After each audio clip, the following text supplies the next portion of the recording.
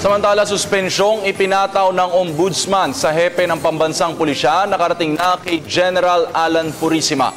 Ang buong reaksyon ni Purisima alamin natin sa report ni Alvin Baltazar.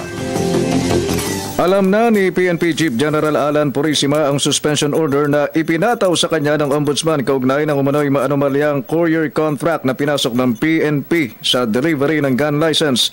Sinabi ni PNP PIO Chief, Police Chief Superintendent Wilben Mayor na nagkausap na sila sa telepono ng Chief PNP at nakarating na sa kaalaman ni Purisima ang naging pasya ng ombudsman.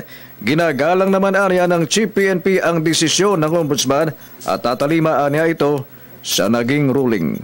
Yes, he is aware of that, and that's the reason why I give already the statement that we welcome or we respect the decision of the Ombudsman.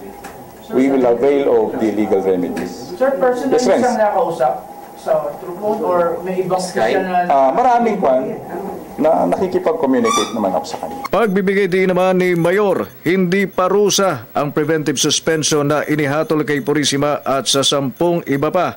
Paliwanag ng opisyal, ang suspensyon ay pagbibigay daan para sa ikakasang investigasyon at matiyak na hindi ito maiimpluwensyahan ng mga inaakusahan sa kontrobersiya. Sabi ko nga, ang preventive suspension is not a penalty. Yes, sir. Baka magkaroon kayo, let us be emphasized, it is not a penalty, it is a remedy for the complainant to ensure that the investigation is not influenced by the respondent.